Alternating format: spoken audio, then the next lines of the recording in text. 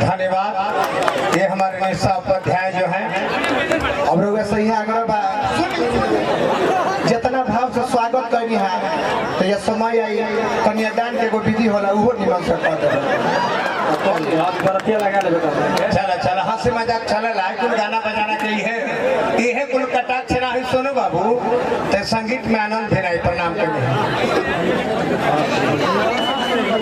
भैया तब सोनू बाबू हम तो अभी खा देखली तोरा तो घरे श्राद्ध क्रिया बनो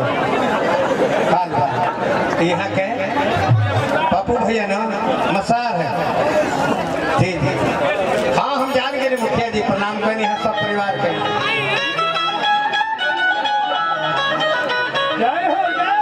एगो गीत गाई केवल एगो कहे से कि हम देखा था बहुत मंच कलाकार बने तो कलाकार के स्वार्थी ना बने के चाहे महफिल बाई जला महफिल सजावे खातिर महफिल के बनावे खातिर आप स्वार्थी बन के एक तू ही रात भर गावत रहो तब प्रोग्राम बिगड़ जाई। हमारा बबुआ लोग भी आज बाली सुग्रीव आई बड़े एक जना के बिया हमारा जीत के बहन से होता सुग्रीव के तो हम कैसे कहीं जे मान लीजिए ना चला बराती सब जिला भोजपुर के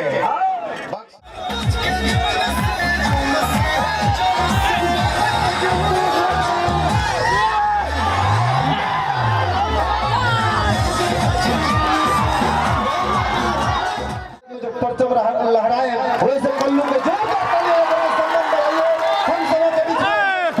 अभिनेता से हटाए कल्लू जी के लिए यदि नावाटिक के धरती पर इतना कमजोर ताली बजेगा तो ये मुझे अच्छा नहीं लगता। जोरदार ताली बजाइए ताकि भोजपुर जिला में ये गूंज उठे कि होली का रंग जो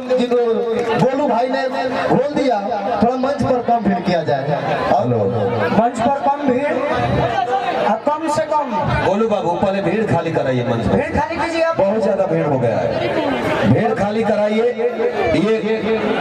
कल्लू भैया पिछले बार आवेला रहल लेकिन अपन शूटिंग के कारण ना पहुले यह वो ऐसा गायक रहले जो भोजपुरी के सुपरस्टार के गिनती में बनारस हॉस्पिटल में हमारा गोली लगला में देखे आई रहल एगो भाई भाई के फर्ज निभावल एगो ताली भैया कितना जोर से आशीर्वाद हमारा भैया के हमारा गांव में इला खातिर हमारा भैया शब्द नहीं खे आई जीवन भर जो हम भैया के ना चुका पाई हम दिल से कहतनी अरे फोटो हम चाहतनी कि समय बड़ा कम बा हम दू गो गीत भैया से चाहब कि एगो है देवरू हो डर लागे छरम से काहे ट्रैक्टर पे सुने कहनी कि हमर भैया के बजता आ एगो और कोनो अपना मन से गा के भोजन होई ओकर बाद कार्यक्रम में जब धन्यवाद। हेलो खाली करो लोग एक में हमारे हाथ जरूरत नहीं तू ना भैया जे रही है आंसू बाबा हमारे जे रही है एक दो सुरक्षा ना अभी लागे पगड़ी अभी बनवा के बा बाकी पहले पीछे हो जाए के बा पहले पीछे गावे के बा भैया के जगह ना मिली कला निसौ को दे हिल पई है नरेंद्र जी हिल पई है ना पिंकी जी हिल पई है तो तनी जगह दे के बा कुछ ना नाम कोई नहीं हमारे गांव से और के कोल छोटे बोल लगे बुची चाचा हमारे मंच पर आई बनी समय में तनी पाबंदी बा हम बुची चाचा से माफी मांगो घर जीवन बनी और ये माइक हम अपना कोलू भैया के डायरेक्ट हाथ में दे दिवाकर भैया हमारा आई बड़े प्रिंस बाबा बोले बनी दिल से धन्यवाद हमारा आशु बाबा कोलू भैया के बड़का भैया कहने बने रहो मंच पर आई आशु बाबा ये हमारे कोलू भैया के बड़का भैया हमारे हमारे जैसे रवि रंजन बड़े तो सही कोलू भैया खातिर बड़े हमारे खातिर आशु बाबा बनी तो हम दिल से जीवन भरा सबके कर्ज ना चुका पाए हमारे गुड्डू बाबा बनी हमारे हनुमान पांडे भैया बनी समय के चलते हम भैया का माइक और वो एफआईआर हो हमरो को हो जाए लड़े के दोनों आदमी के बाद रुक जाए पहले गावे तो ऐसे हम चाह के ऐसे बैठ जाए जब तक तू ना भैया ऐसे सब के तू बैठ से ले ले देले बैठ साथ बाकी है चल बा हेलो हेलो नहीं पर हो जाए ना अभी रहे दिया खिंचवा दे हम रूम में खिंचवा चली ठीक है सब कर चली हेलो हेलो अरे बैठा लोग ना महाराज लेके हमारे सोनू भैया हरिया बबलू राय भैया हेलो हेलो तू ना भैया है ना हर परिचय विशेष करके दे हेलो हेलो तू ना भैया बबलू भैया हेलो हेलो बोलू राय हेलो हेलो भैया आ दो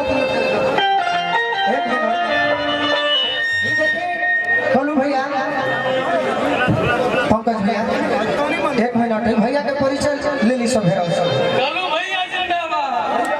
ये हमारे टूना भैया हुए डॉक्टर भगवान के रूप होला लेकिन वो दिन चाहिए हमारा गोली लग रहे वो दिन भगवान के रूप में हमारे टूना भैया रहा एक बार शख्स खातिर जोरदार ताली बजाई इना रहते तो हम शायद सबके बीच में ना लोगती ना अपना बहन लोग के सामने रही ना परिवार के सामने रही वीर बहादुर भैया ही बनी कलू भैया के हम आग्रह करब जल्दी होके हेलो हेलो पीछे हो के सब महाराज लेके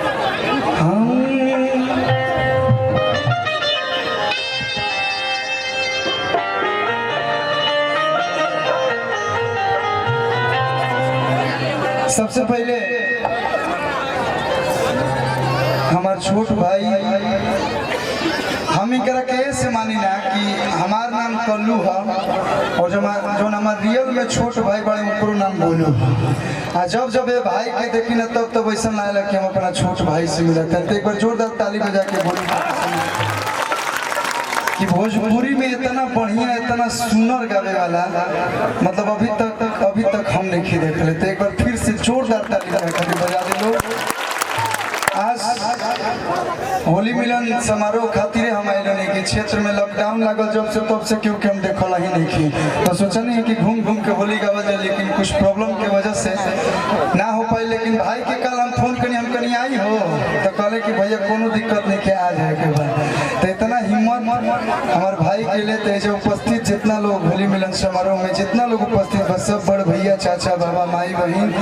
मंच पे उपस्थित सारा कलाकार लोग जे भी बजावत हमारे कमलवास चाचा खड़ा बनी इहों के सब लोग के गोड़ छू के गोड़ लगाते नहीं एक बार आशीर्वाद में जोरदार ताली बजानी अजीत भैया अजीत हलचल जी देवर जोरदार ताली बजा दी लोग अजीत भैया खातिर बड़ी खुशी होता है बड़ी सौभाग्य की बात बा कि आज आप सबके बीच में चाचा के बीच में कुछ एक दो गाना हम गाइए ना यही के देखते डांस तनी मनी हम कर जाने